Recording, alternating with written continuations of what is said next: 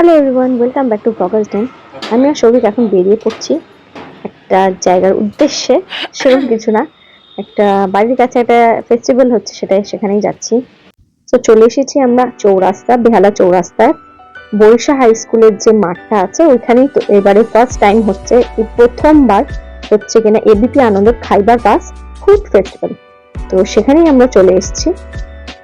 আজকে হচ্ছে সানডে। ফেস্টিভ্যালটা আরম্ভ হয়েছে অ্যাকচুয়ালি 28 ফেব্রুয়ারি, মানে 28শে ফেব্রুয়ারি, আর আজকে হচ্ছে 2রা মার্চ, মানে 2nd মার্চ। আজকেই লাস্ট ডে। তো এই দুদিন আমাদের আসা হয়নি, সেই কারণে আমরা যেভাবেই হোক আজকে প্ল্যান করে নিয়েছিলাম যে আজকেই আসবো। তো দেখতেই পাচ্ছ প্রচন্ড ভিড়। প্রথম ভেবেছিলাম হয়তো কোনো টিকিট কাউন্টার লাগবে, মানে টিকিট লাগবে না, দেন দেখতে পেলাম যে টিকিট কাউন্টারে গিয়ে টিকিট কাটতে হবে। তো এখন যাচ্ছি, সৌভিক গেছে টিকিটটা কাটতে।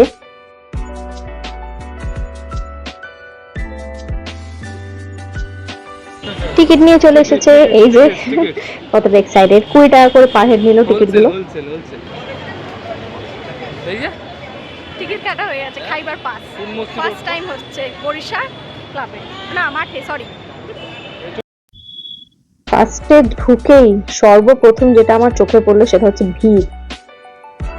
প্রচন্ড মানুষের ভিড় হয়েছে এখানে। স্বাভাবিক, এই প্রথমবার বেহালা চত্বরে এরকম একটা ফুড ফেস্টিভ্যাল হচ্ছে। তো বেহালার প্রত্যেকটা মানুষই ভীষণ পরিমাণে ফুডি, সবাই জানে। আর আমরা যারা বেহালাবাসী তারা তারও ভালো মতন জানি। তো এখানে ফুডের স্টল ছাড়াও বিভিন্ন স্টল বসেছে, সেগুলো আমি পরে আসছি। তো আপাতত এই পাশটা হচ্ছে অঞ্জলি জুয়েলার্স, আর অনেক রকম স্টল রয়েছে। প্রত্যেকটা স্টলের আমি দেখিয়ে দেবো কোন কোন স্টল বসেছে। এই হচ্ছে ভিড়।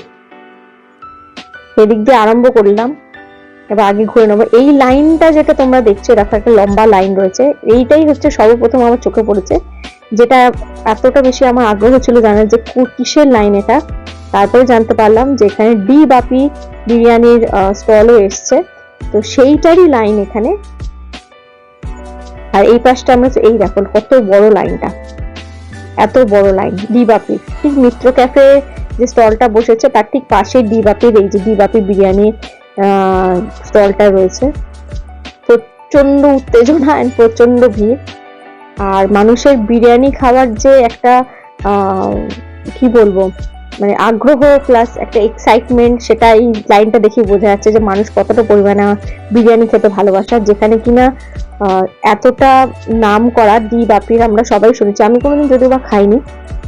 সেই স্টল যেখানে কিনা এসছে, লক্ষ্য করে দেখলাম এখানে যে কটা স্টল আছে সবকটার মধ্যে বিরিয়ানি স্টল মাত্র একটাই এসছে, ডি বাপি বিরিয়ানি। এই পাশে পরপর রয়েছে, যেগুলো কিছু কিছু নাম জানি, কিছু কিছু জানি না। যেমন এই সিনহা ব্রাদার্স, এটা আমি জানি না। সারাদিনের খাবার আমি প্রত্যেক সময় খাই, আমি প্রায় খাই, ভীষণই ভালো খাবার। তোমরা যারা খাওনি তারা অবশ্যই গিয়ে একবার খেয়ে দেখো। ওদের 3টা আউটলেট আছে, তো বেহালাতে আছে, যশোর রোডে আছে, অ্যান্ড প্রিন্স আনোয়ার শাহ রোডে আছে। তো এই 3টা আউটলেটে অবশ্যই গিয়ে খেয়ে দেখো। এছাড়া রানন্দা বাসন্তী ধাবা রয়েছে, রূপা হোটেল রয়েছে, আরো বিভিন্ন স্টল বসেছে। এখনো পুরোটা আমার ঘোরা হয়নি, আমি আপাতত দেখি। এই পাশটা রয়েছে হিন্দুস্তান সুইটস, মানে মিষ্টির এই পাশটা রয়েছে হিন্দুস্তান সুইটস আছে। মানুষের এত ভিড় দেখে বোঝা যায় মানুষ কতটা পরিমাণে পেটুক আমরা বাঙালিরা, আর কতটা পরিমাণে খেতে ভালোবাসি, আর বিভিন্ন রকম খাবার খেতে ভালোবাসি, এটাই হচ্ছে ব্যাপার। আজকে যেহেতু লাস্ট ডে, সবাই চলে এসেছে এখানে, মানে কেউ মনে হয় আমরা বেহালাবাসী যে কজন আছি, বেহালা হোক বেহালা আশেপাশে যারা আছে তারা সবাই মনে হয় খোঁজ নিয়ে এখানে চলে এসেছে। আমার তো মনে হয় বেহালার বাইরেও যারা থাকে তারাও অবশ্যই এসছে, শুধুমাত্র বেহালার লোকেরা না, সবাই এসছে এখানে।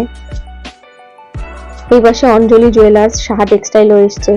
এখানে মিষ্টির পরপর রয়েছে, ফেলু মোদক থেকে সূর্যকুমার মোদক, নলিন চন্দ্র দাস, সব মিষ্টি এসছে। তো যাই হোক, আমরা এখন চলে এসেছি সারাদিন রেস্টুরেন্টে ফিশ ফ্রাই খেতে চলে এলাম, যেটা আমার অল টাইম ফেভারিট যাকে বলে, খুবই ভালো লাগে আমার খেতে। যখনই এসে আমি দেখেছি সারাদিনের স্টল এসছে, অত আমি ঠিক করে নিয়েছি ফিশ ফ্রাই তো আমি খাবো। তো এই হচ্ছে ফিশ ফ্রাইটা, কতটা মোটা তোমরা দেখতে পাচ্ছ, ভীষণ ভালো টেস্ট, আর ভেতরে পিওর ভেটকি মাছের ফিলে আছে, কতটা মোটা তোমরা দেখতেই পাচ্ছ। আমি দেখিয়ে দিচ্ছি। আমার খেতে তো দুর্দান্ত লাগে, আমার শরীরকে দুজনেরই। তো ফিশ ফ্রাই তো খাওয়া হয়ে গেল, এবার চলে এসেছি আমরা এখন পেস্ট্রি খেতে, যেটা কিনা টেস্ট অ্যান্ড বাইটে। তো আমরা নিয়েছি কফি টফি পেস্ট্রি, এইটা খুবই ভালো খেতে। আমি আগে থেকে আমি জানি খুব ভালো খেতে হবে, কারণ এর আগে আমি একবার খেয়েছি, টেস্ট অ্যান্ড বাইটের না বাট অন্য ব্র্যান্ডে খেয়েছি, বাট আমি জানি এই ফ্লেভারটা মোটামুটি ভালো হবে।